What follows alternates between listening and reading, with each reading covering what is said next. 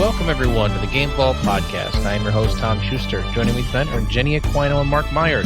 Tonight we'll be discussing video game reviewers, who we trust, and why. And we'll be reviewing our Retro Roulette game, RC to Go, for the Sony Playstation. Before we get to that, what have you guys been playing? Let's start with Mark. Yeah, so I think the main thing I've been playing is I downloaded Yakuza Like a Dragon. So I got through a good bit of the beginning of that. It's good. It's a little different because it's turn-based, so trying to figure out all that stuff is kind of tough. But I'll see what happens when you get more abilities and party members and stuff like that. Right. But so far, it is a very good Yakuza game. Your first mission that you meet Ichiban? I want to say Ichiban, but it might be something else. Your character you play is he's chasing down some guy who was selling VHSs because you start in the past, because all these games you start like 10, 12 years in the past and then come to the present. That he was selling VHSs to teenagers, telling them it was pornography, but it was really like videos of animals. So that's just the first story. And they make a reference to Dragon Quest, which is basically their or whatever their equivalent to that RPG. It's not Final Fantasy in this. Well, I've heard it's the battle system is very similar to Dragon Quest. Yeah, but they have another name for it. It's not Dragon Quest. I forget what it is. Dragon Lord? No. Like, they call it a different thing, because I don't know if they can say Dragon Quest. Oh, probably not, because I think Enix owns, or Square Enix owns Dragon Quest. Yeah, I forget what they called the game, but, it's immediate the first thing. He's like, when I fight, I just imagine it. I'm in that game. And that's their way, as I always say, if you're going to do something weird, just give me one sentence. Just one sentence explaining why it's going on, and I'm in. I mean, hell, I love a certain group of movies that I don't want to say so we don't piss off one of our listeners. And, all they have to do in that movie is just give me one line, and I'm like, yes, 100%, I'm with you. And that's what this game does, and I can't wait to see when it does it more.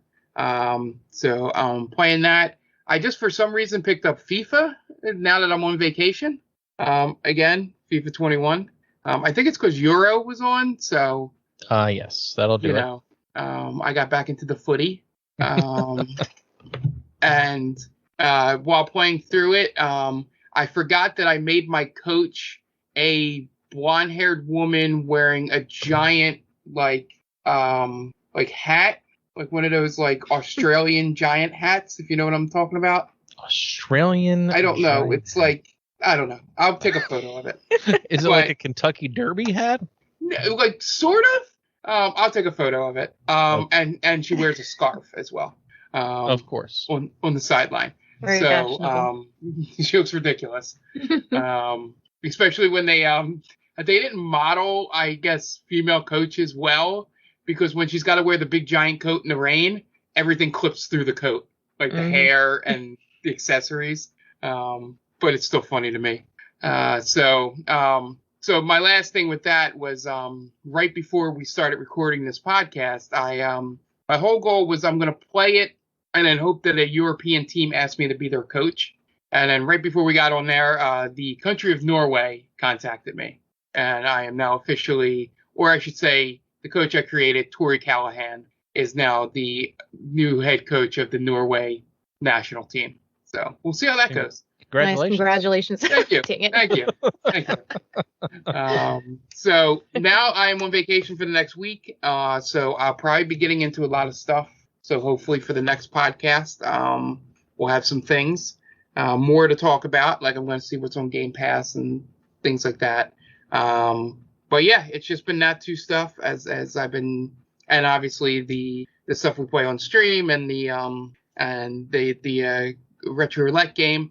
The one thing I'm considering doing, I might talk about this with you, Tom, off stream. I am seriously thinking of getting like an external hard drive just to install Call of Duty on, so I can play Call of Duty and not mess up my PS5 storage. But I don't know if they're cheap at all. But I mean, you can get them cheap. Yeah, but yeah, that's the other thing that's been floating around in my mind while I'm here. I'm like, sometimes I just want to sit back and play Call of Duty, but I don't want to install it anywhere. Isn't that sad that that's what they've done to us? Yeah. The ridiculous game is so huge, you can't even play it without sacrificing your entire console. Yeah, and I also found out that my SSD is like almost out of storage. I'm like, how the hell did that happen? And then I think I realized things were downloading to the SSD, like the Stranger Danger videos. So I'm like, maybe that's why my computer's a little slow. So yeah, that'll do it. I gotta clear that stuff out. But yeah, so as I was doing that, I was looking through games to like delete games, and I saw a whole bunch that I want to jump into that I have downloaded.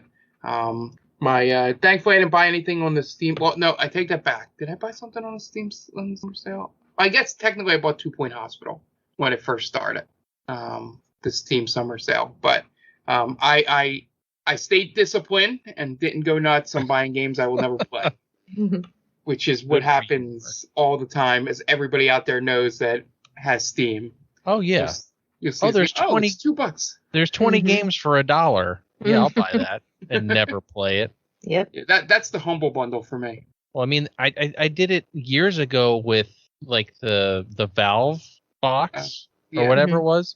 I bought every Valve game ever made for like $15. Wow. I've played like one game. So which reminds me, maybe I should go up on their humble bundle when we're done to see if they're doing anything crazy.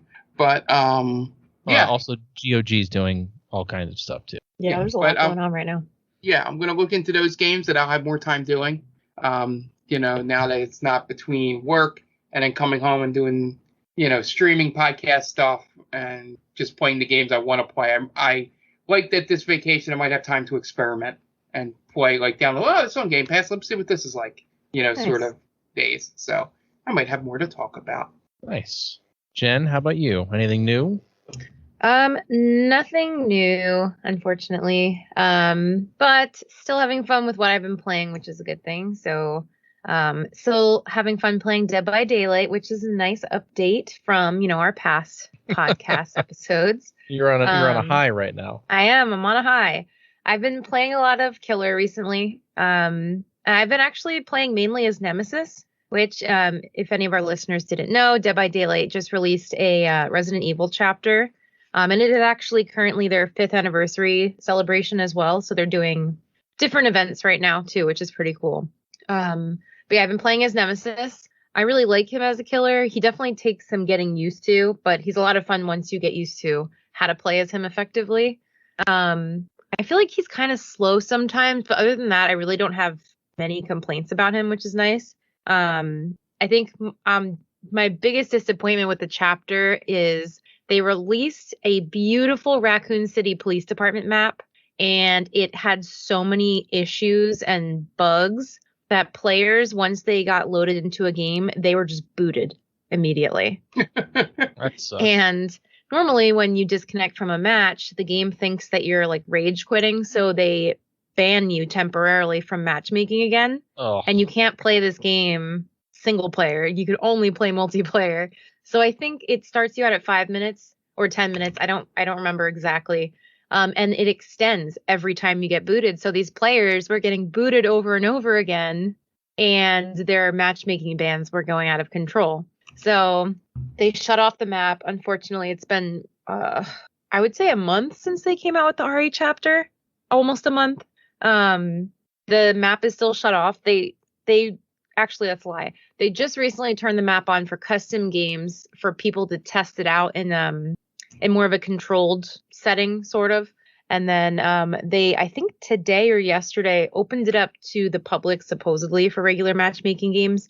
But the likelihood of getting on that map is very, very small because they don't want it to be overloaded on the servers. Something like that. So that's kind of disappointing because that was a huge draw of the chapter. But that's really the only complaint that I have. But it's been a lot of fun. And hopefully that gets fixed soon so I can actually play on that map, because I've only watched a few streamers play on the map. And it looks huge, so I'm pretty sure I'm not going to be good there, but I'm looking forward to it anyway. What else? Playing Phasmo still. Nothing really has changed there. Minecraft, I'm still playing on and off on a friend's server. I don't know if I said this in the past, but I built a replica of my house, my current house that I live in. Nice. And I started building Tanglewood from Phasmo, one of the haunted houses. And that has been so irritating because the stupid creepers, you guys know what the creepers are, right? Yep. In Minecraft. Yes. So if We're not that old, Jen. Yeah. If you don't have the torches lighting up every single spot on that map as soon as it turns nighttime and you can't jump into bed fast enough, these stupid creepers like spawn in my house and then they blow half of it up. And it's so annoying. I'm like old lady yelling at clouds about Minecraft, but it's so irritating. So that's been taking me forever. But that's what I've been doing in Minecraft. And then other than that, that's really the only games I've been playing outside of our streams together. Like obviously we do Apex on Wednesdays, and then I played the Retro Roulette game. But yeah, nothing new here. I would like a vacation as well, so I can have more free time to play more games. I'm jealous of you, Mark. I hear you there. And update the Humble Bundle thing is shit this week. So That's unfortunate. Check out GOG. They've got a million free things on sale. The best game on there is World War Z Game of the Year edition. I didn't know why. All right. Moving on. Anyway, so I've been messing around with the Mister quite a bit. I'm stuck in. I'm all in. I bought a freaking arcade stick. So now I can play Neo Geo and arcade stuff. That's awesome. I don't ever do things halfway, of course. I have to do them all the way. So I bought the 8-bit DOE wireless arcade stick, and I'm already like, what can I do to customize this? Which is terrible. It's one thing after another. It just never ends.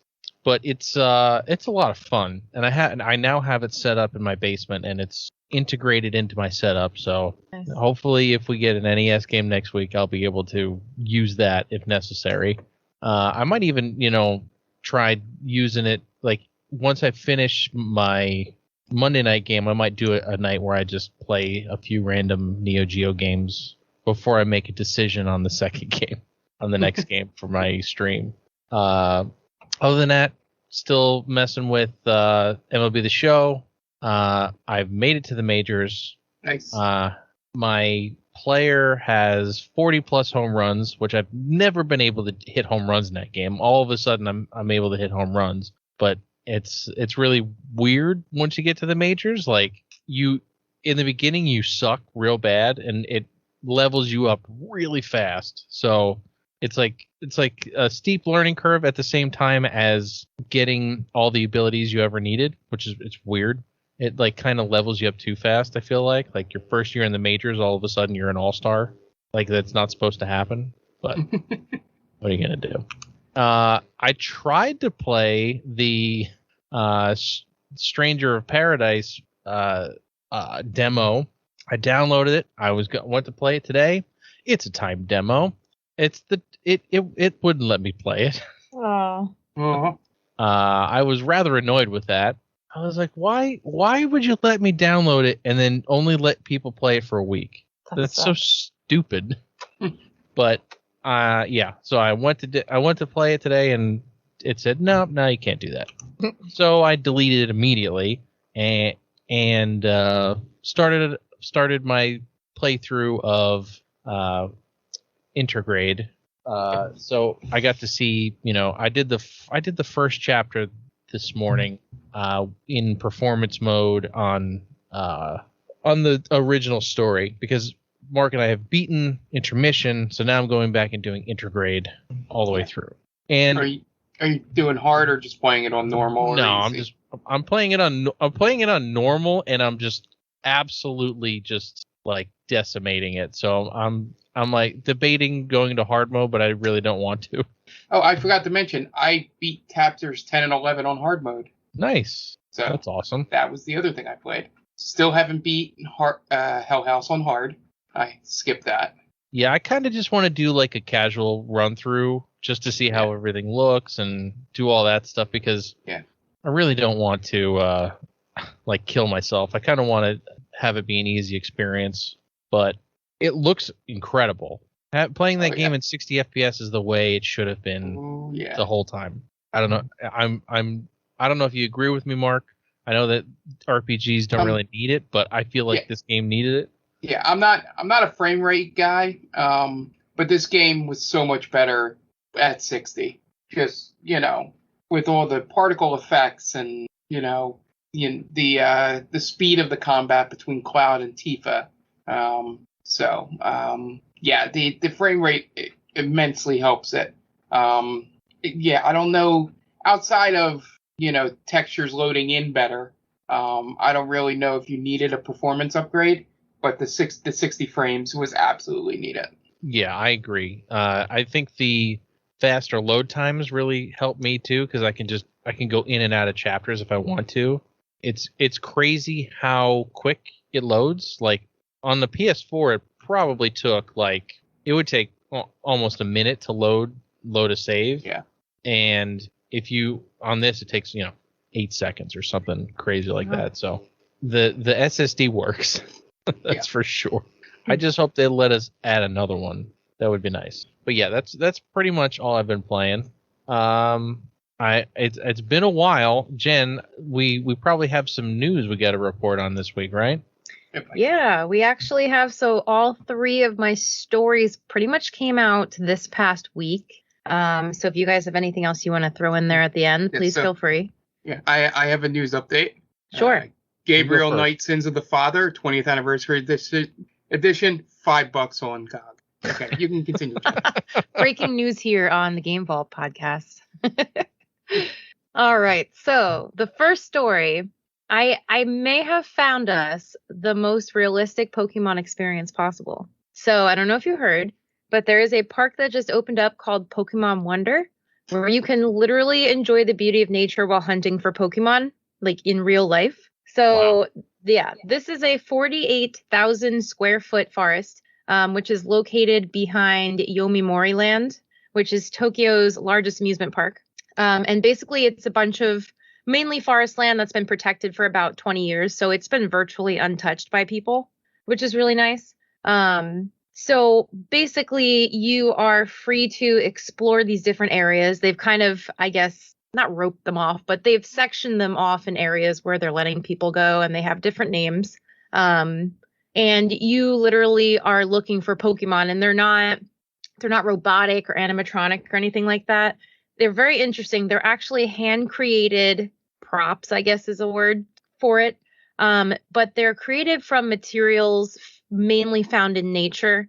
And they're not these ultra bright colors that you would see in the games. They're actually more subdued or natural in color, which is more realistic how you'd think a Pokemon would appear in real life because they would be blending in with their surroundings. So they're hidden throughout the park in what would be their natural habitats, making it really challenging to find them.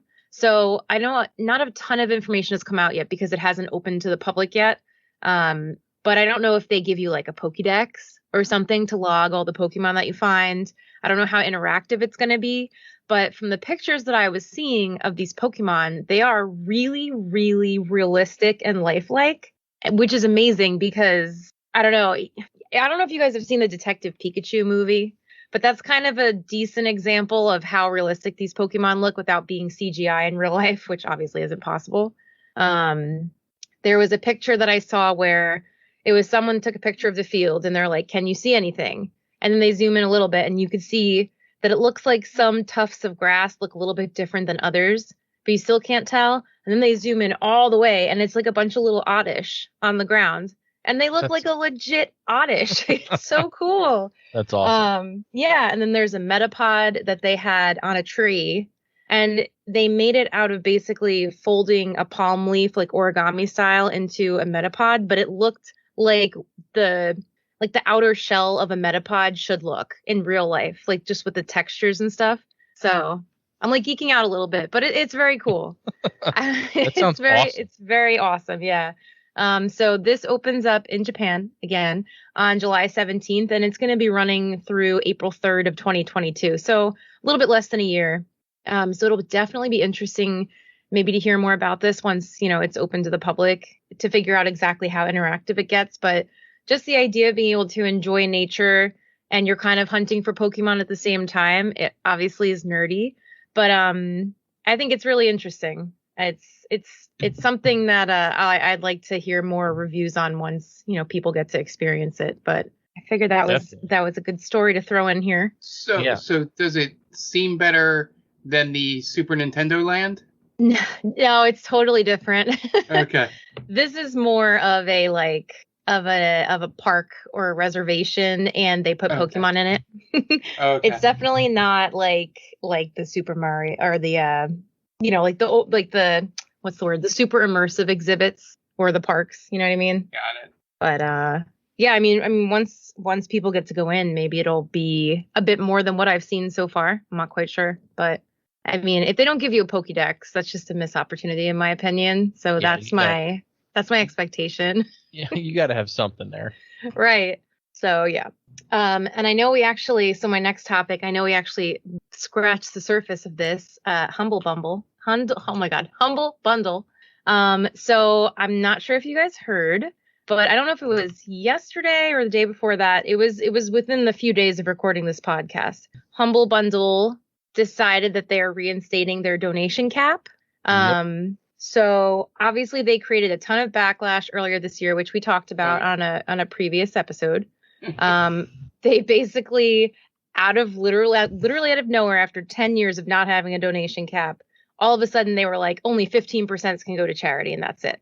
So people flipped out and they retracted it, and they said, we're so sorry, we'll do better. We're going to take the next couple of months to think about how we can do better, essentially. So now the caps are more generous, but they still prevent customers from spending all of their money on charity or sending all of their money to charity, which was previously an option.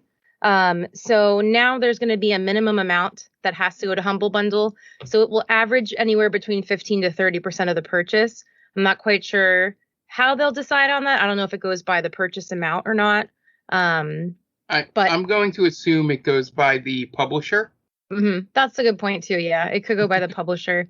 I was thinking if anyone has ordered from DoorDash or Grubhub, how you have the small order fee, how you pay more to the company the smaller your order is.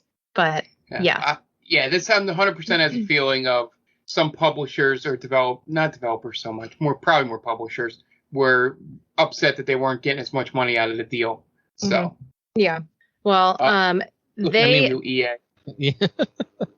You might be onto something, actually, because basically they're claiming that they will be using most of this additional revenue that they're going to bring in to then bring in even better titles to Humble Bundle. So you could be onto something, Mark. Yep. And then they're saying that is going to drive more charity money, because then people are going to be buying more and then more money going to charity. So that's what they're saying is going to happen. I call bullshit on that. Yeah. I mean, I get that they need to make, I don't know, obviously we can't see their financials and stuff, but what percentage of people were putting anywhere from 75% to 100% of their purchases, to charity. I'm not quite sure. Maybe they were really hurting, but I get needing some of the proceeds on a more consistent basis. But yeah, it's definitely in a better direction than what they were previously doing. They kind of flipped it. They kind of flipped it on its head. Now they're only getting 15% instead of the other way around, which was really shady. So I don't know. I haven't really heard much feedback from people. So I'd be interested if anyone, has any opinions on this. Please share it with us. Yeah, it'd be interesting to hear. I think the main reason you're not hearing as much about this is because, with the percentages being flipped. Because, the last time it looked like the whole point people would buy Humble Bundle stuff was because of the charity and the freedom to do that. So when they took that freedom away and then made it look like more of a cash grab, it's why everybody screamed and hollered, and rightfully so. But I think all they really had to do, not the percentage thing was shit, their first policy, they, had to change. But I think by being upfront, like they are, apparently from what you're reading, about why they're doing it and what they're doing and what the percentage is. It's going to keep, most of the noise out. You'll still have your people that, will be against it, but it's the realities of the business is to be able to get the good games, to be able to put them on to get money for charity. They're going to have to pay those publishers, and they can't do that by not getting any money from the bundle. And I think 15% is fine, as a low end. But yeah, I think the original Humble Bundle stuff, maybe it's a minority opinion here, the way it was structured was not sustainable. Right. Because you would, the reason they started changing it was found out that they wouldn't get like the 2Ks or the EAs or, they would never get Sony or Microsoft. I'm trying to think of another big publisher, Take-Two or some, yeah, but I'm not sure because they would, like they've had Square, they've had, not much recently. Yeah, but I think that's more due to the pandemic than anything. But they've had Square, they've had Codemasters. I've seen all kinds of different people, but I don't know. Yeah, my thing is it's a recent change in terms of that. And again, the pandemic might be the reason. Some of these companies might have lose money, and it's for charity, but also we're in the red. Sort of way business people look at things, or maybe I'm just cynical about business people, which could be completely where my opinion's coming from. But it's a sense that I think it was a good way for Humble to, I guess, find the best compromise it could, because it needs the money to do things, so they can't do 100%, but then they can't do it the other way where only a minimal goes to charity because people get really pissed off. Yeah. So this is probably the best compromise. And I think it was the best way to sustain it going forward. I just wish they get better bundles going forward after looking at the one for this week. I think the best game might have been Dangerous Driving, but that's not even a good game. But hopefully this entices, maybe they would still get the publishers anyway, Tom, but maybe the publishers put better games on there now. Yeah, I don't know. Because they're getting because a lot of times when it was the EA and 2K stuff that would go in there, and even the Square stuff, it'd be a lot of stuff that they knew they could just dump on there. Like, this has already made its money, so here's a way to get back to charity. So maybe if they do get a little extra money from Humble for putting it on there, maybe a more recent game gets on there. It's the whole thing is a slippery slope. Yeah, you're gonna have a problem. People are gonna have a problem any way you do it. So. Yeah, and the best way is to lean more charity. Oh, yeah. 100%. Honestly, I think the cutoff. I'm not a business person. I've never run a company in my life, but I would think 50% should be your cutoff. That's just me. I feel like that's a compromise. It used to be you could go up to 100, so why not cut it in half? And not 15%. Well, I think the problem was initially they went way too extreme with the cap. And instead of starting at 15 to 30% and then maybe, going to 50% if they really needed to. But now it's like they're screwed because are they going to be able to go higher than 30% now? Probably not, because people are pissed at them. Yeah. So, yep. We'll see. I think 15 to 30 is right. And as long as they're upfront about which percentage it is, which I think they have to be, I think the customer base will be at least satisfied. You're not going to make 100% of the people happy 100% of the time, which is a life lesson for all you listening out there to live your life that way. But yeah, I think this was better than the direction that Humble was going in, which could have ended the site. Oh yeah. So I'll take anything that seems to be a positive and leans more charity. For sure. Well, yeah. I'd like to hear what you guys think on Twitter. Yeah. Yes. Definitely let us know. And well, of course, I'm sure we'll hear more, if people take this poorly again. Well, I'm sure we'll hear about it very soon, but hopefully they don't. So my last story is something.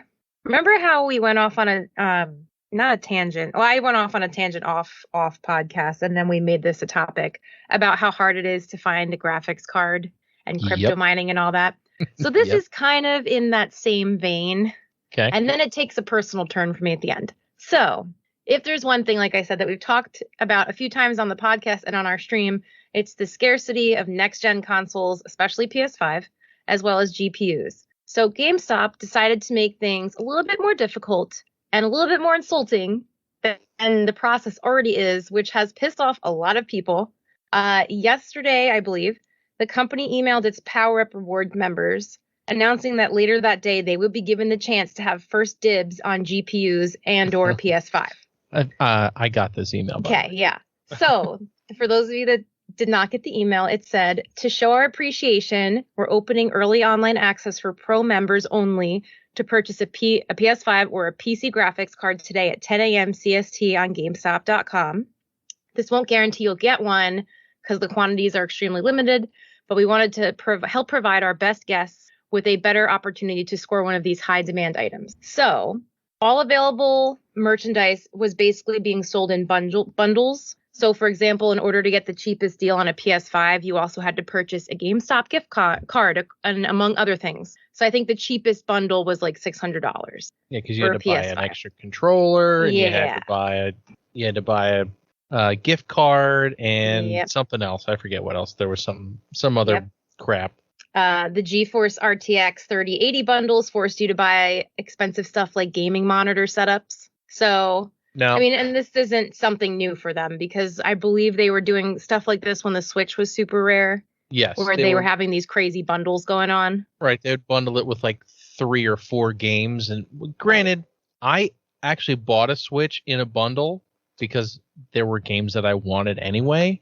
So which is fine. that worked out. That's different. But when they're bundling it with stuff that people don't need, like an extra controller or a gift card or I don't know, a monitor, when I just want to upgrade my GPU. Right. I don't want another monitor. So this whole thing isn't new either. No. Newegg has been doing something similar for about a year now with their Newegg Shuffle, but they're grossly overpriced. So there's no winning at this point. No, there's not. And it's sad because, at this point we're learning, like you said, bundles are the way to go. Unfortunately, like with the GPU, are you going to wind up going for a pre-built? If you're so desperate for a upgraded experience on your PC, were you one of the people that sold your graphics card before all this happened and now you can't get one? Like, people are put in a bad position where you're paying more, but you're receiving more at the same time. But like, do you want everything that's in the bundle? Hopefully,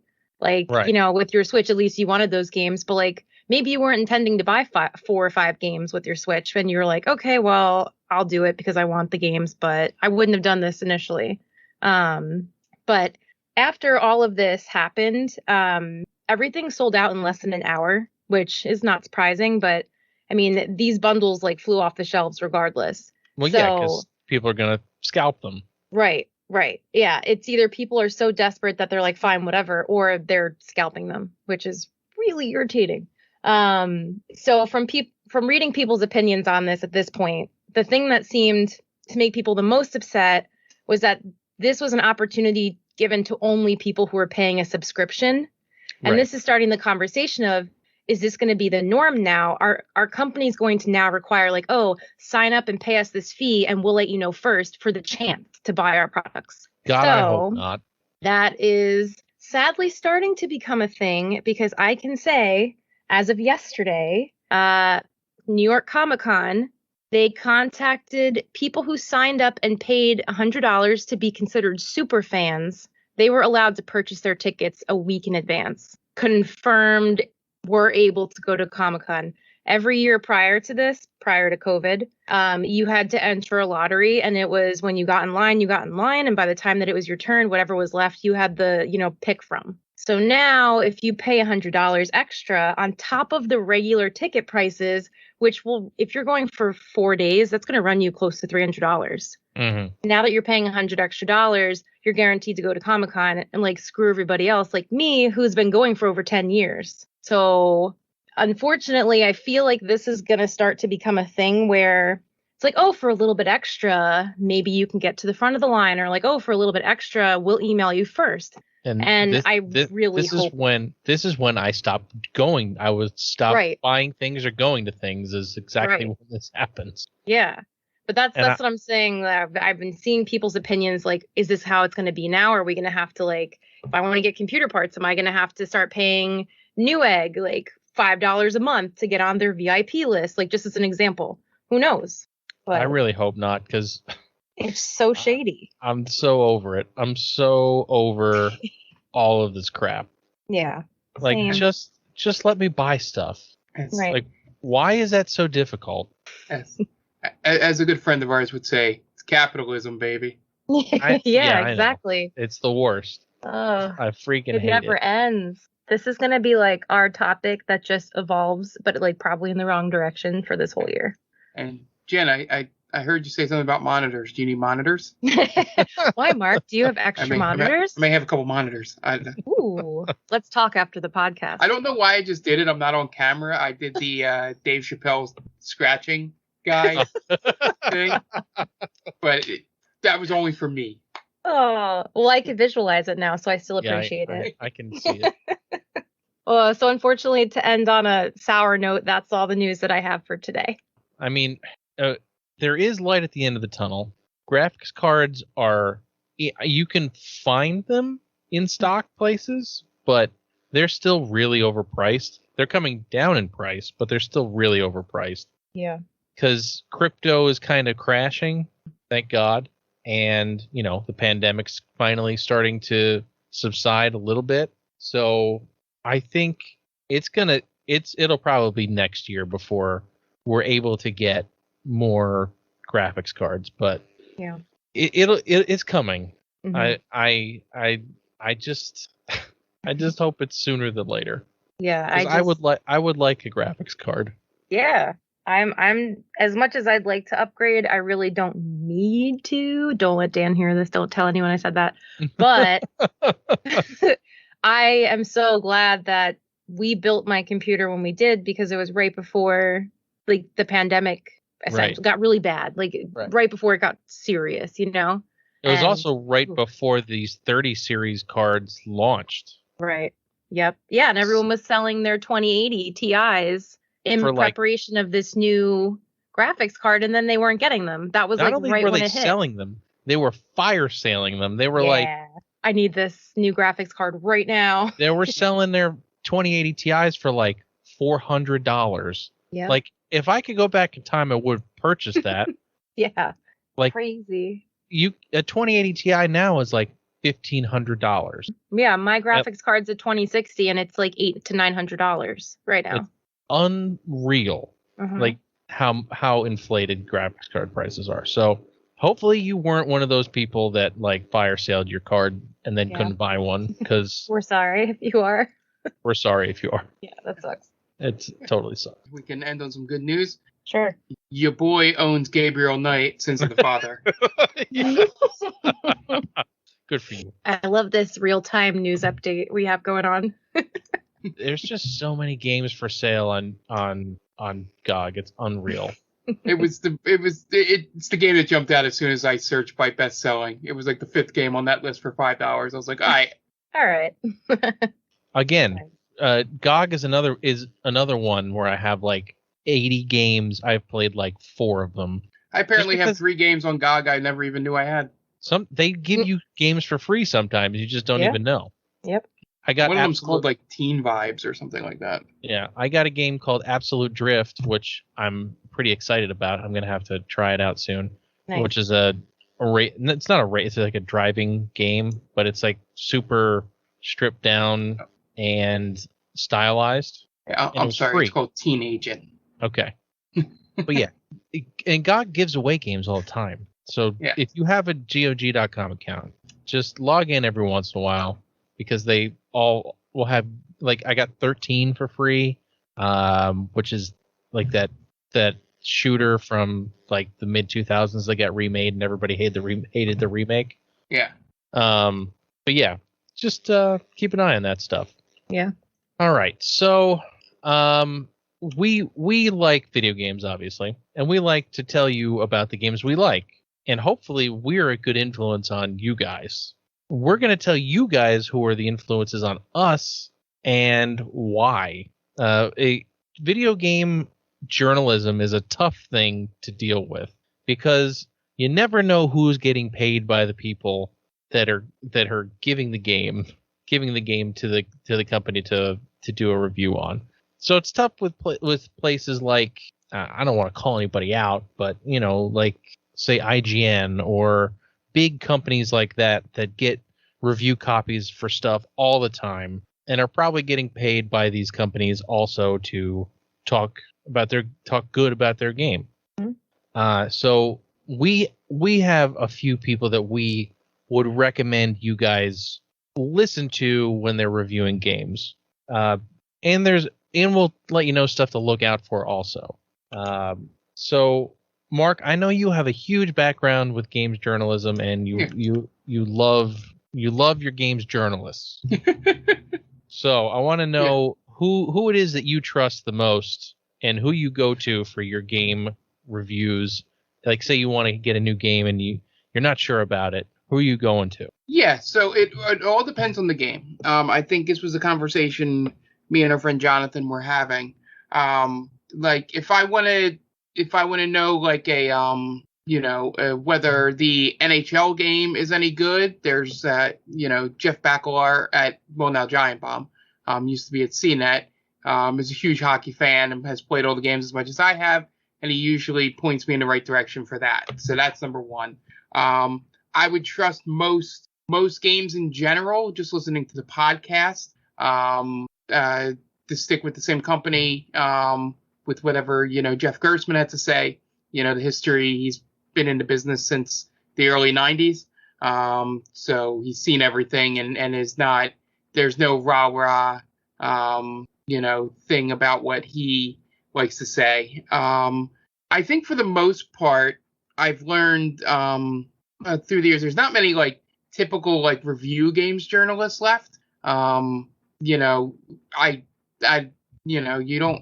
go to IGN and GameSpot and all that stuff, and sometimes you don't really know, the reviewers because those companies are so big sometimes that just reading the reviews sometimes aren't good. I think the thing I've started to do the most is go to Trust It, like when they do streams and videos of games.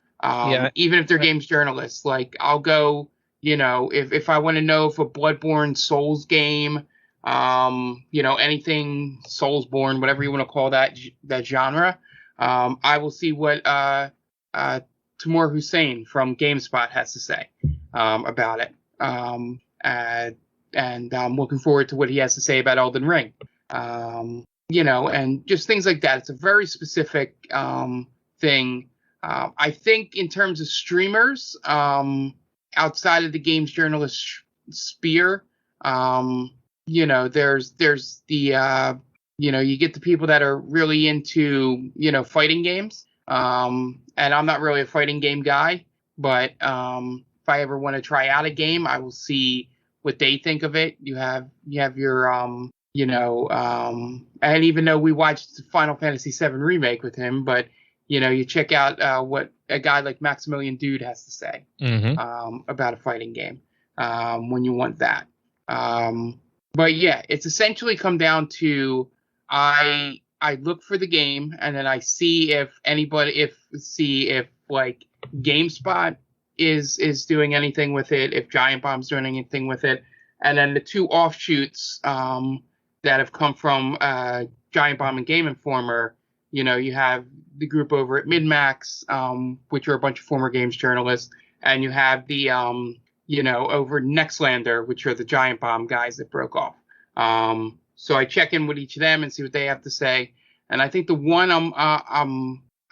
as I'm talking about, I think the one I trust the most when it comes to like narrative heavy games and single player games that have a little bit of like a maybe like the story is the focus.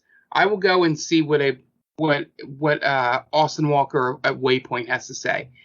because he's a very smart guy and seems to, point out the things you wouldn't really think about the game and would let me know if the story's even worth the time to go through, if they nail on what they're trying to deliver. And he's never steered me wrong in terms of games, which is why I really want to play Disco Elysium, because he's very high on that game, but just haven't had the chance to.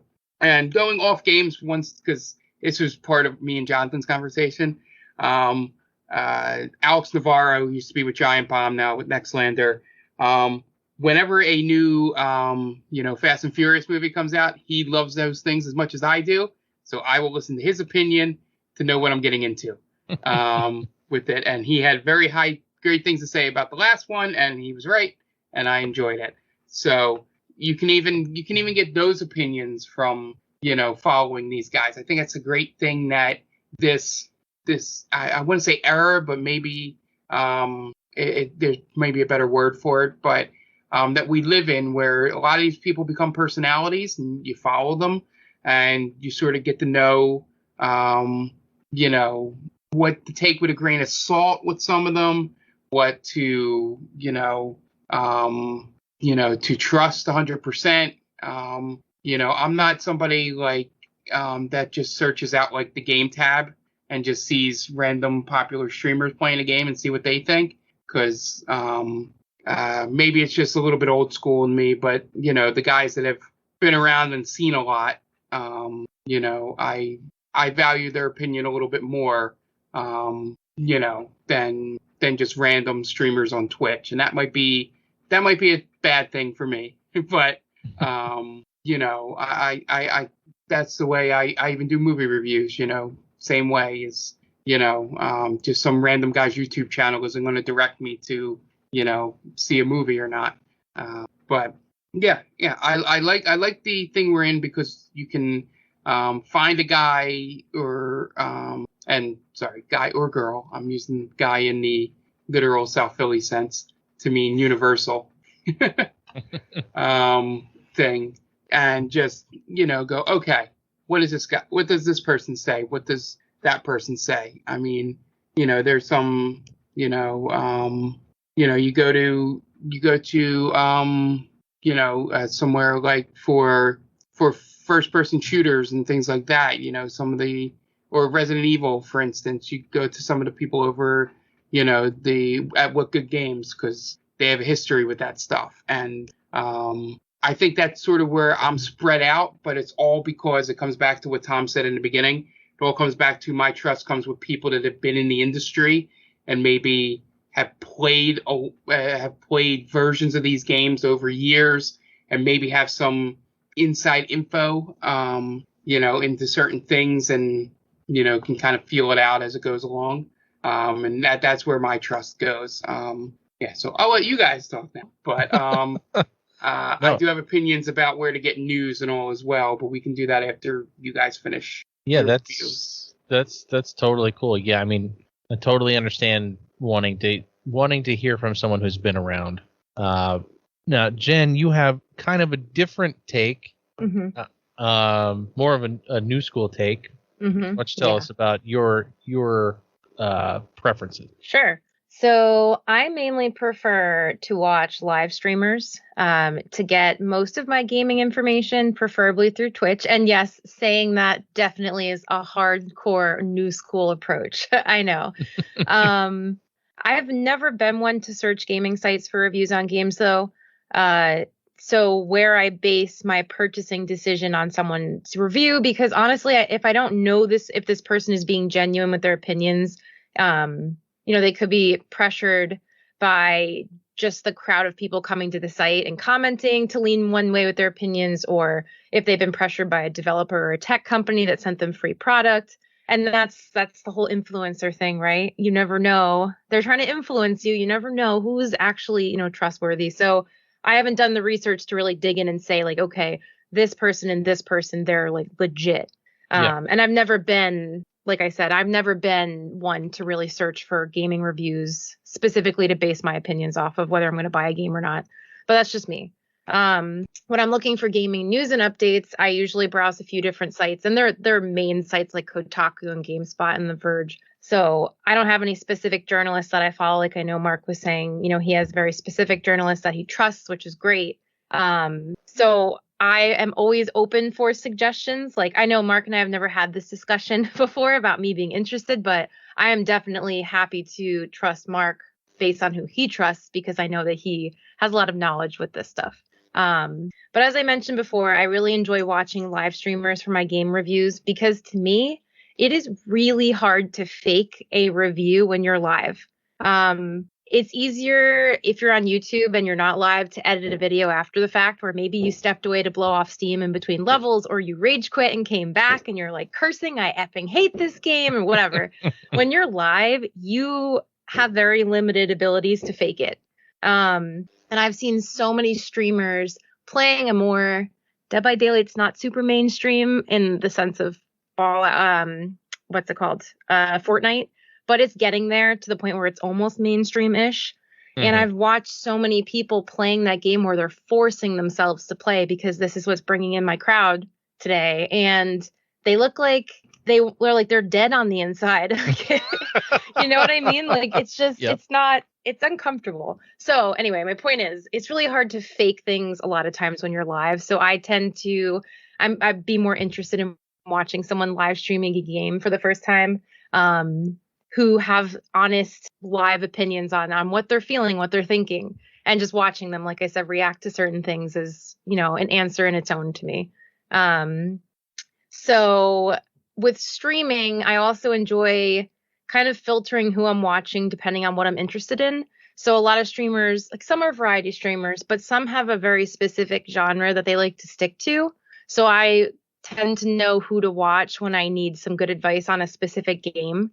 And then before I mention these streamers, like I'm not someone that watches the giant streamers with like 20,000 people watching. I prefer to stick to the relatively smaller to medium-sized streamers. Usually at the most, somebody might have 200 viewers to 250, depending on the day. So I find that it's a lot more interactive where you can actually ask them their opinions and sometimes they answer you. I like the interaction element of it. So if anyone is interested in really awesome female streamers of the horror genre, I highly recommend Toki, who's Tokki, Rinka, Rinka, or this is going to be a tough one, Dodo Rododo. I'll spell it Dodorododo. Like I said, they're awesome female horror gamers, and all three of them genuinely enjoy what they do, and they're honest. And they'll tell you if something sucks in a nice way. They're interactive with their communities. They answer questions. They give you advice. And they've built their communities to also give you their opinions too, like in a respectful way. So they have these nice communities where you can go and you can hang out and you can watch them play. And yeah, they're usually willing to play, maybe like the big game that's going on right now that maybe you're sitting back and you're like, I don't know if I want to play that.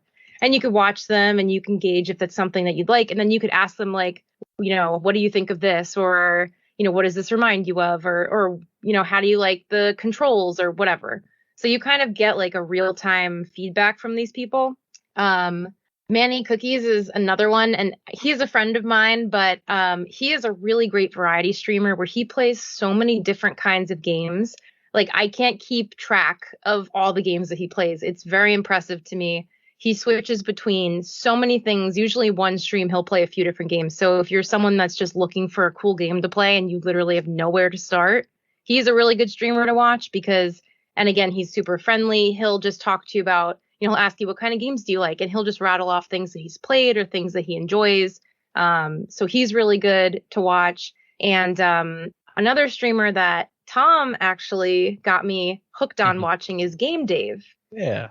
Yeah, and he's another really cool person. He's interactive, he's fun, he's funny, and he plays a lot of like a good amount of retro games. He plays Minecraft too, but I feel like watching his streams, I've learned more about some of the retro games that he's been playing.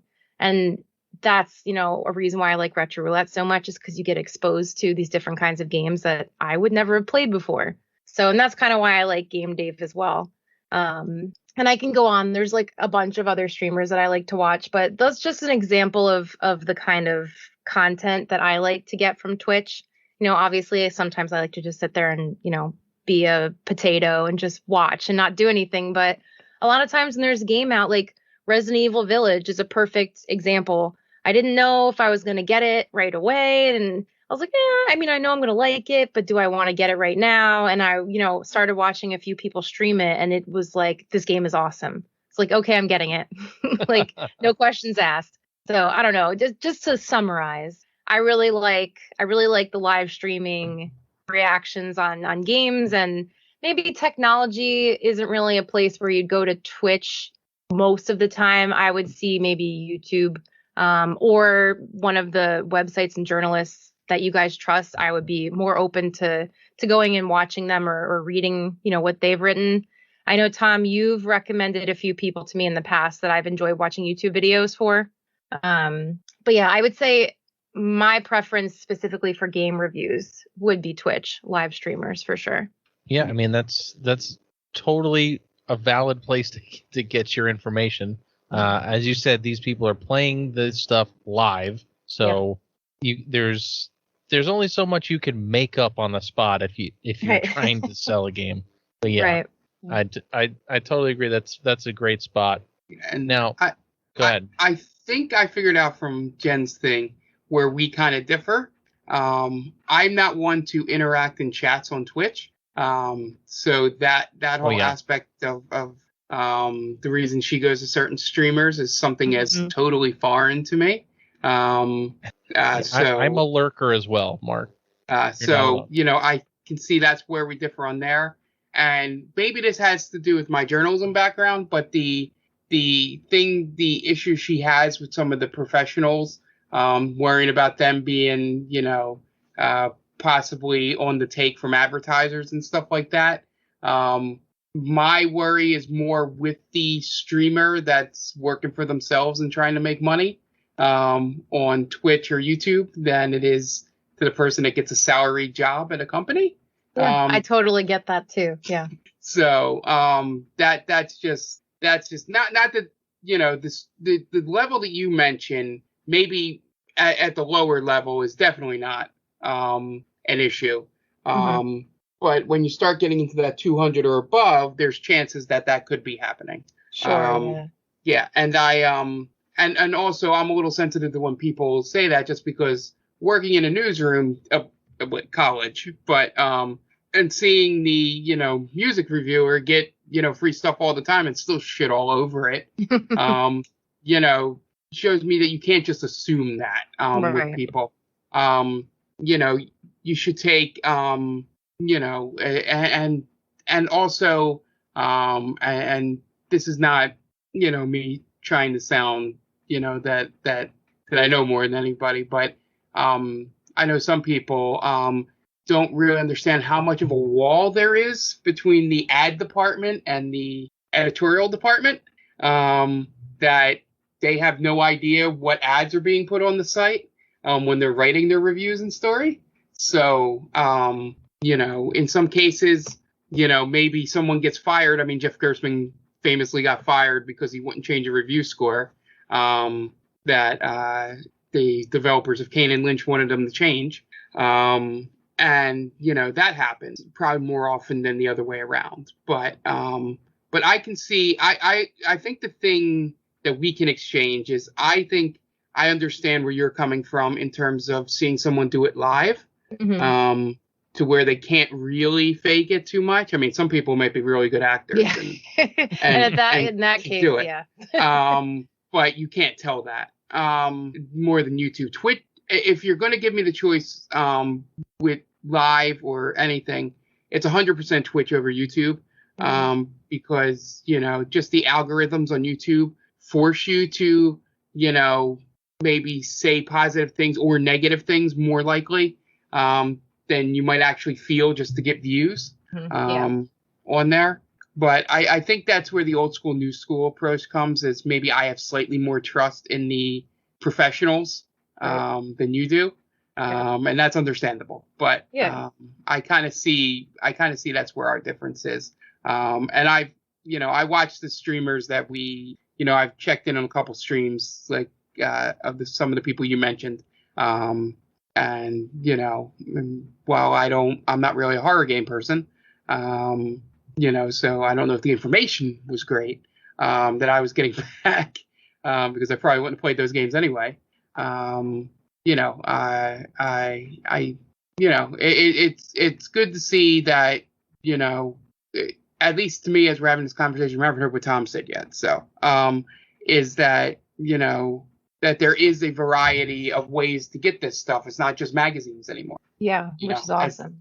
As the only way to get any of this news, or message boards where anybody could be anonymous, and it could be, a PR person, on a message board, hyping up a game. Having the face and the face cam, and all helps. Yeah. But I'm interested in Tom, because I have a feeling that he might be a mix of us. Yeah, I think so too. Yeah, so you'd be correct. So I not only look for reviews for new games, I look for reviews for old games. So I kind of have this other thing where I like to watch Twitch streamers playing old games rather than new games. I feel like that gives me a better idea of the old game, because a lot of times there's not a whole lot of information on an older game. So someone playing it on a stream gives me way more information than trying to dig up a review on a game that's 35 years old. Mm-hmm. But there are certain people that I will go to for new games. One bunch of a group of guys and gals is Easy Allies. They used to run the Game Trailers website until Game Trailers shut down, and then they became the Easy Allies. So if you know what GameTrailers.com is, it's the same people. They're just doing their own thing now. I mostly go to them when I'm interested in RPGs. There's a few guys there that really love RPGs. Ben Moore, Bradley Ellis, they love RPGs, and anytime I want to know about a certain RPG, I will listen to their show or watch their reviews on YouTube. Brandon Jones does a great job of reviewing most games. He's usually the voice of Easy Allies. So if you are watching a review, generally you're hearing Brandon talk, because he's like the voiceover guy. But I also trust him on his stuff too. Another one is Tim Rogers, who used to work for IGN. He does super, super in-depth reviews, and I'm not kidding here. He did the review for Final Fantasy VII Remake. I'm pretty sure it was 4 hours long. Wow. And you can go watch it on YouTube. But he also did something pretty cool when he was working for IGN, where he was doing, I'm going off on a tangent here, but he did a playthrough of the Japanese version of Final Fantasy VII to see where the translations were kind of off and where it was different in the Japanese version as opposed to the English version. I thought that was really cool because he speaks Japanese. Very helpful for those who want to play Japanese RPGs. Yeah, definitely. But he goes super in depth on stuff, and like Mark was saying, if I'm gonna look at a fighting game, Maximilian Dude is who I'm going to.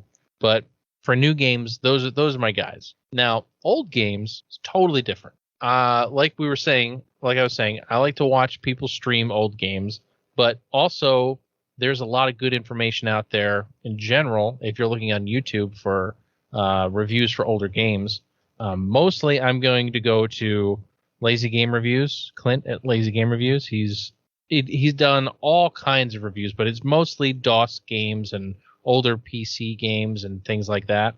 So if you're looking for older computer games, I'd go there first. And Pushing Up Roses also, if you like adventure games, PC adventure games. But for console stuff, my big three are My Life in Gaming, Chris at Classic Gaming Quarterly, and our good buddy Game Dave. Our good buddy. I'd say that like he knows who we are. But yeah, we like Game Dave a lot on this channel. He actually just released a new video. So if you're looking for something to watch, go watch Game Dave's videos. He does not get enough love on YouTube, as far as I'm concerned. But all of these guys have specific things that they like. Like the guys at My Life in Gaming, the one dude goes by Triforce, so he is obviously your Zelda guy, but he's also your like Final Fantasy 14 and 11 guy, your MMO Final Fantasy guy. Does Triforce hate Skyward Sword as well? I don't know if he hates Skyward Sword. He's never really talked about Skyward Sword, but he doesn't like. That means he hates it. He doesn't. He's like you. He started at Link to the Past and then went from there. Yeah. So I think I might have to get to know this guy. Yeah, go check it out. He does all kinds of videos. But the other guy, Corey, is a Phantasy Star fan. So he's a big fan of that whole series. And they're both Final Fantasy guys, and they've done reviews on like the newer Final Fantasy VII and stuff. But they any system you could think of, they've done a review for it, because their big thing is their setups. They have like every retro console they can think of set up and ready to play at any time. And Chris at Classic Gaming Quarterly, he's a big fan of old review magazines, like we were talking about before. Like you could only, back in the day, yeah, we're old. You could only get reviews from mail order magazines or go to a newsstand, or if people know what newsstands are, and Barnes and Noble, and get a gaming magazine and pick it up and read it or subscribe to it. And he does like read throughs of magazines and stuff, but he also does his own videos on certain games. Like he's done the release games for the Genesis, the release games for the NES and stuff like that. And he has a really cool thing where he'll do, like, he'll say if a game is good, if it's bad, or if it would have been a good weekend rental back in the day. And I think it's a really cool way to talk about a game. So he's got the old school buy rent pass. Exactly. As his review. Yeah, pretty much. But he often uses the term weekend rental, and I love that, because it's like, all right, I don't need to wait. I don't need to spend money on this game. I can play it on my EverDrive or whatever, be fine with that. Like, but if he says like, oh, this game's really good, I trust him, because he's not wasting money on games that he doesn't want to play. And I totally love that, because I'm the same way. I don't just buy a game to buy it. I will buy a game if I really want to have a physical copy of said game. So for retro games, check those guys out. New games, we've got the whole smorgasbord here. So pick whichever you like. Like I said, the guys the people I am drawn to are like the people who like RPGs. But Jen had really good people to go check out, and so did Mark. So yeah, if you're interested in upcoming games and want to find out about them, check out the people. I'm gonna try to link everybody we talked about in the description. I don't know if I'll be able to. I'll try. I'll have everybody try to send me who they talked about, and we'll try to get everybody's input and link out to them. So, and I'll make the final point about news. You can always go to the trusted gaming journalist Jason Schreier for any gaming news and in-depth pieces. Patrick Klepek does some good stuff, but doesn't do much breaking news anymore. But he's really good for features and deep dives. And a new person I just found recently over at GamesBeat, Jeff Grubb, is amazing. And, those are definitely guys that if you like gaming news or want to know inside the business stuff, or, get a little bit of the curtain pulled, so you can peek in behind the scenes of stuff. Those are three guys I would highly recommend to read the articles they post. They keep the tradition alive of good news, and not just, put up a 3-minute YouTube video or something about a story that came out. They really go deep and seem to have great sources on it. So, yeah, thought I'd finish that out since I teased it at the end of my speech. Sounds good.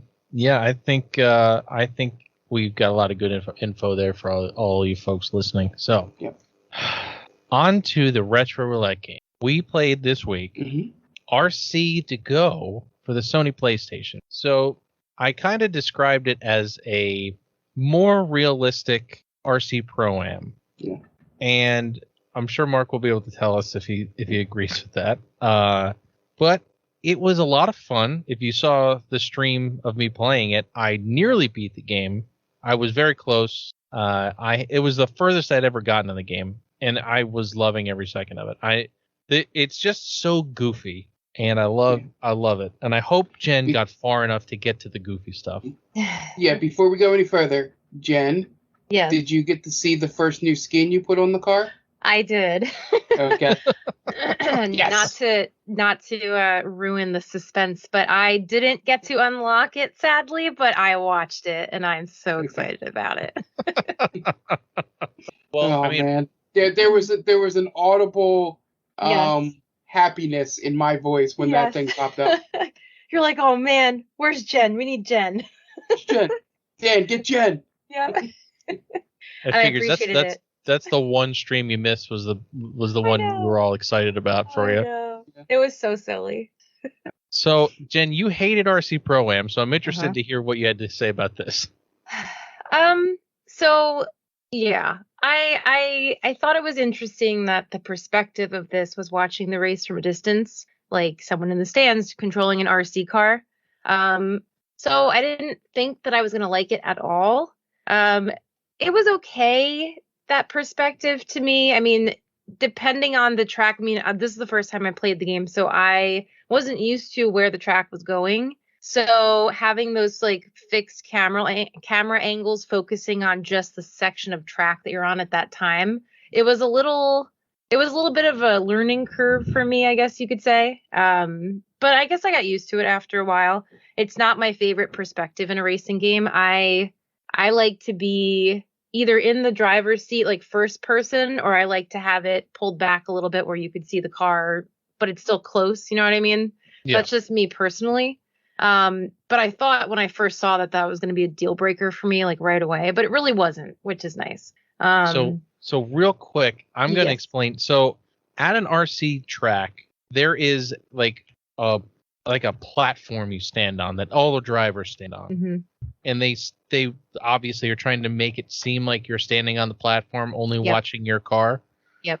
So it's really realistic in that sense. Sure. And I can totally understand why someone would hate it. Yeah, I was fully expecting to really hate it, and I didn't. I got what they were going for, and I appreciated it for what it was.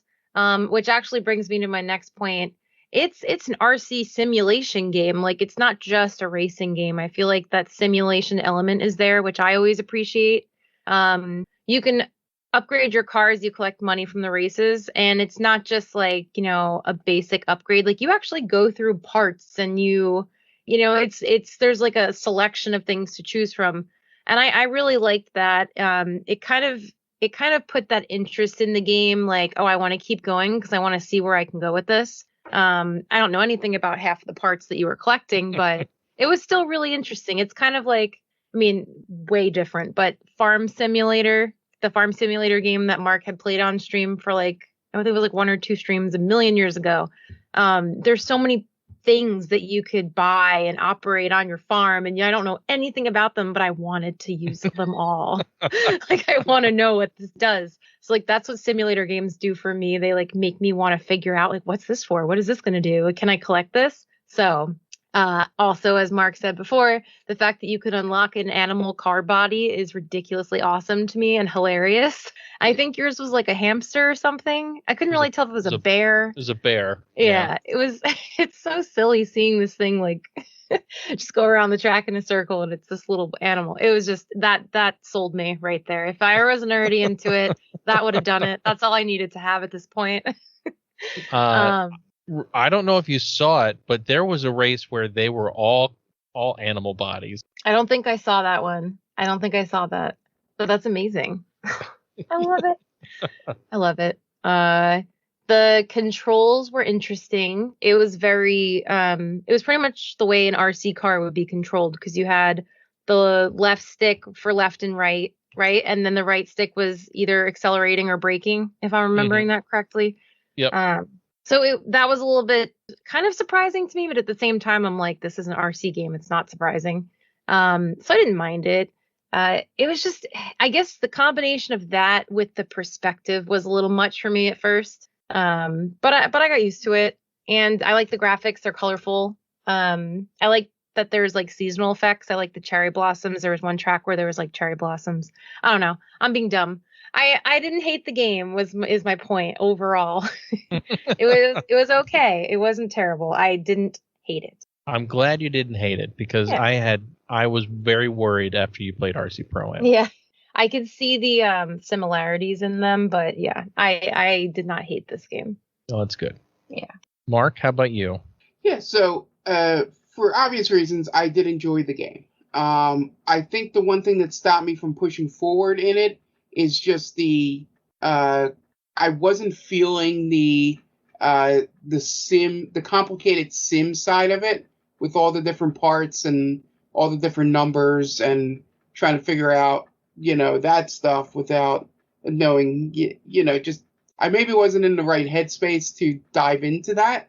But if we're going to talk the actual physical playing of it, it felt like an updated version of RC Pro-Am, minus the, collecting things on the track and stuff like that, which is why I think I like that game more, because this one feels a lot more like RC Pro-Am 2, where you buy parts and stuff like that. And I didn't dive deep into that one. I was more of the first game because you pick up your upgrades on the track, which made it more of a, challenge to upgrade and not just, let me keep doing this thing and getting money, and then eventually I'll be too good and I'll blow by all these people. That might just be me with it, but I think that's where I fell off of it with that. But I would recommend it for anybody that likes those games, on the isometric racing. This was a little more, I guess, 2.5D kind of camera angle to it. You'll enjoy this. The controls feel fine. I mean, it is an early PlayStation game, so they're not great. But it's definitely one of those. I would put it as a, maybe not so much a diamond. There's probably a better saying for it, but essentially the thing of sort of gem. Like a hidden gem or something like that. In there that for all those people, like I guarantee you, if you loved RC Pro-Am 2, you're gonna love this game. This is essentially the spiritual successor to that game.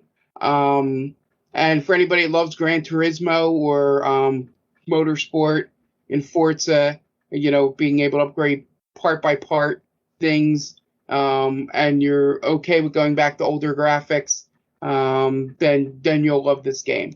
I just either I think I'm gonna love these games and I don't really, and it's one of those things where I just keep tricking myself, or maybe it was just the way I was feeling, over this last week and a half, 2 weeks, that I just didn't go further than like the, first couple areas. Yeah. But it doesn't mean I didn't have fun with it. I just didn't feel a pull to go back. As I sit and talk about it, I think I have the same relationship with Road Rash, where I will go, I'm going to play Road Rash. Road Rash, great. Play like the first course, group of courses, and then you have to upgrade the bike and upgrade the parts on the bike. And then I'm like, I don't know. I'm done with Road Rash. Just get a little too complicated. Yeah. And it's not even like I love the first Gran Turismo. I literally had like this really like the fun part was my cousin had the car without me knowing, and my cousin who had just gotten out of the army in North Carolina had the literal Honda that I had in Gran Turismo just by happenstance. So I was totally into that first Gran Turismo, upgrading and doing all that stuff. But I don't know where the disconnect happened for me, where I just don't want to go that deep anymore with it. Maybe, I know my a certain thing that I love doesn't vibe with this opinion I'm going to say about myself. I don't think I'm much of a car guy. You're not. You, Mr. Fast and the Furious, are not a car guy. I don't. How would La Familia feel about that statement? I'm going to say this in the sense that I think it's really fucking cool when cars go fast and jump out of buildings and do all that drifting and the shift and the NOS and all. But if you sit me down in front of a thing and go, here's a car, you figure out how to make it better from this piece of car parts. And I'm kind of like, can you do it for me and then I can watch it race? Like, I mean, to be fair, this game is very much a simulator. Do you have any other opinions before I get it's started? essentially it. It's just like, I think I figured out that I will do the car thing to a certain extent, and I sort of lose interest in doing it. I just want to just give me like the RPG element where my card levels up or something. I don't know, Right. You don't want to do it yourself. Yeah, I don't want to go individual parts and down to like picking out the pistons or something in the engine. I don't know, I don't need to go that deep. Which is probably why I'm more of in terms of racing, I'm more of a Burnout Paradise, probably Horizon type of guy than a motorsport Gran Turismo at this point. That's totally fine. Yeah. So this game is very much a simulation for someone who likes RC cars or couldn't afford an RC car, but wanted to get into it. Like down to changing the pinion, which a pinion gear will change whether the car accelerates faster or has a higher top speed. So like it's super in depth. And me being a person who likes RC cars and owns a few, just another one of my many ridiculous hobbies. This game was like right up my alley. And I purchased this game before I had an RC car because I wanted one. And this was the closest thing I was going to get to. And maybe it's just nostalgia talking, or maybe it's just because I like RC cars, but this was like the perfect game for me. So we were talking on stream, and I forget who said it. I think Maiten may have said it, or Porkchop, but they were saying that this was the Gran Turismo of RC car games, and I was like, that's like the perfect way to put it.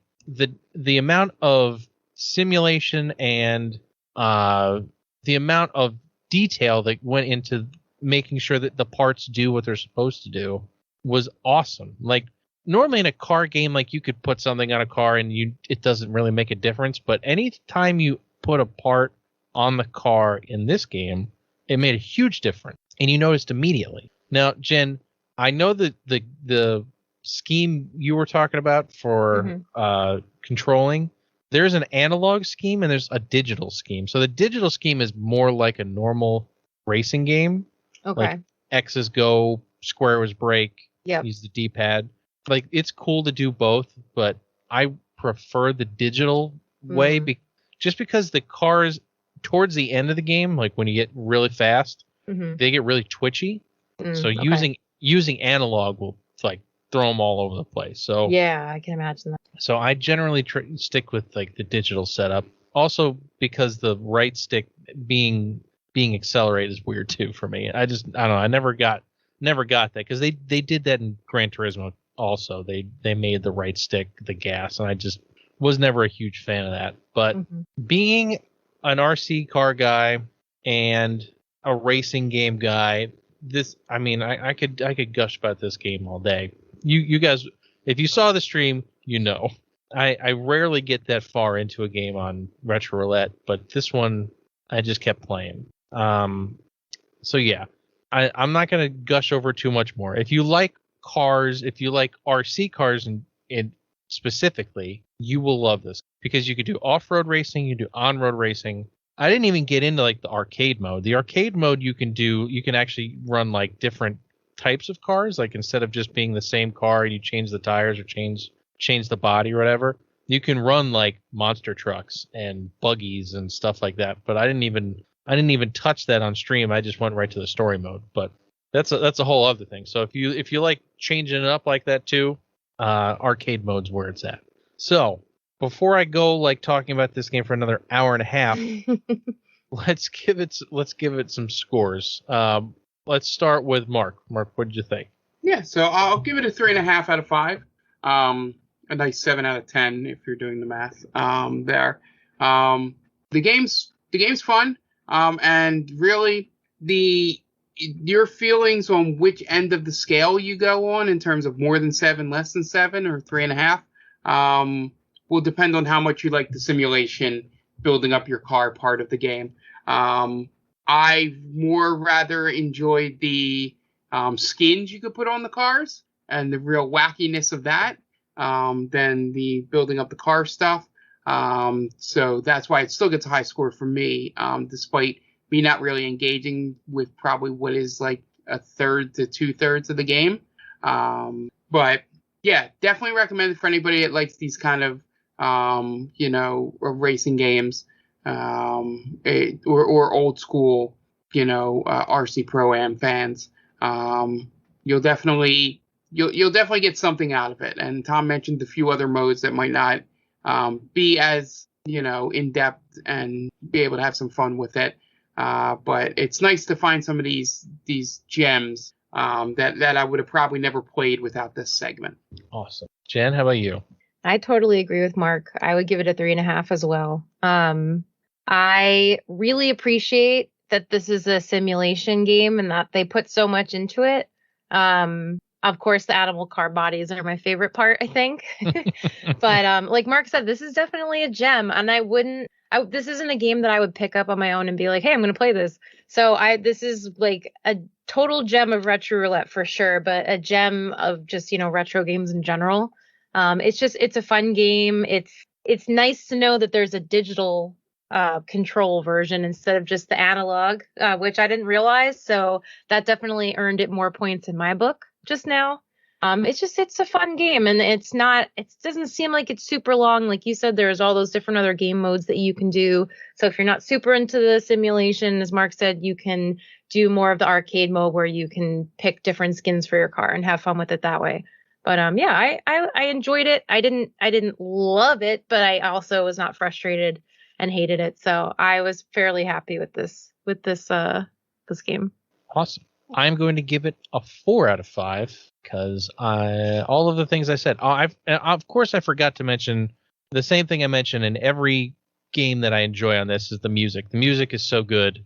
The menu music is good, and the actual driving music, it's super 90s. It's super like Japanese butt rock tunes as you're playing. It's so nice to have a game have good music. So if you like RC Pro-Am, if you like RC cars, if you like cars, simulation, whatever, I highly recommend picking this. Or at least trying it out. Because I posted the video on YouTube, and someone posted like, man, this game looks really cool. I can't find it anywhere. And I was like, oh no. Is this one of those games that no one's ever going to be able to find after we talk about it? I hope not. I hope it's not one of those games that's like lost to history. Because I've never heard anybody else really talk about it. So I'd say if you visit your Uncle Vim, you can try it out that way. But yeah. All right. Let us spin the wheel.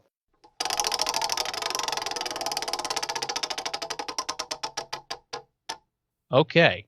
Mark, you're going to be upset with this. We're playing The Legend of Zelda for the NES. Oh, no. Oh, no. Yeah. Oh, I can't wait. I can't wait for this. I will say that sigh has nothing to do with the game. The sigh has to do with what will happen when our next podcast airs. So, I hope everybody's prepared for this next podcast. So hunker down for 2 weeks from now. I hope you're ready. Can't wait. I can't wait either. I can't wait either because Jen has never played the original Legend of Zelda. So this should be a lot of fun. Maybe I'll have someone in my corner. Maybe, yeah. A Link to the Past was my first Zelda game I ever played, so. Well, not only that, but I will get to try out my new streaming setup. Look at that. Yeah, there we go. Amazing how that works out. Love it. All right. So it's been a lot of fun this week talking about all this stuff. But before we get out of here, Mark, you want to let everybody know about our family of podcasts? Yeah, we have Stranger Damies. Our D&D podcast airs every other Wednesday, wherever you get your podcast. We're on Instagram and Twitter at Stranger Damies. We stream at twitch.tv/GameVaultPod every other Friday, so there'll be a session next Friday. For any change in terms of time and stuff like that, just keep an eye on the Twitter, and you'll stay up to date on that. And then we have our movie podcast, They Called Us a Movie. It airs every Thursday. You can find it on Spreaker and anywhere else you get your podcast. We're at Instagram and Twitter at The Main Damie. TheMainDamie.com is where all of our stuff lives, so you can listen to every podcast we do and any writing that we do along the way. It's a good one-stop shop for everything we do. And Jen, what's the streaming look like now? Yeah, so we have some new stuff if you haven't tuned in a bit. So I guess I'll start with Mondays being Retro Roulette, and then every other Monday from there would be Tom's playthrough of a retro game. Right now it is Suikoden, but that might be wrapping up soon, so you'll have to stay tuned to see what we're going to play next. Tuesdays are always a day off for us on Gameball Pod. Wednesdays we have a lot of fun. The three of us jump on Apex for Apex After Dark, and we are forever chasing our win, which, I mean, we're getting there, so maybe it'll happen soon. Who knows? I say if we win, we switch to a new game. Yes, that's fair. Then we have Thursdays with Paper Markio, or as it sounds, Mark is playing through Paper Mario, and we have something lined up after that comes to an end. Fridays is it alternates bi-weekly, so we either record the podcast here that you're listening to on Fridays, so we may have a day off from streaming, and then if not, we have been doing live streaming of D&D. That might be changing as well soon, so we'll keep you guys up to date. Usually Twitter is the best place to go when you want to know what's going on with us in general. Saturdays is Mass Effect with Mark. Usually that's sometime in the early afternoon on Saturdays, so we'll let you know if anything changes there. And then Sundays is Dan of the Wild, where my husband Dan is kind of a guest on the stream, and he plays through Breath of the Wild. And that's it so far. Awesome. Lots of stuff happening, lots of stuff upcoming. So keep your eyes peeled on the Twitter. Before we end, I just want to mention that we are an affiliate of Stone Age Gamer. If you have a need for any classic console accessories, controllers, cables, mods, pretty much anything you can think of, Stone Age Gamer has it. So if you want to check them out, use the link in our description, or if you watch our streams, it's also there as well. And anytime you use that link and purchase something, it gives us a little kickback and helps make our streams and podcasts better for you guys. And also, I want to mention that they have a huge sale going on right now for the 4th of July. So if you need anything, they have 10% off on EverDrive GG. They have $15 off on the EverDrive N8, $8 off on the 8BitDo SN30 Pro Plus. And if you use the code FIREWORKS, you can get an additional $5 off of $50. So nice. Don't forget to use the code FIREWORKS at checkout. So I want to thank everybody for hanging out. We'll link to all the people we talked about in the description. Hopefully you check them out and let them know you came from us, so they know where you're coming from. And want to thank just everybody for being here yet again. It's been a long couple of weeks, so I'm glad we got this done. And from Mark and Jenny, I'm Tom, and we'll catch you guys in the next one.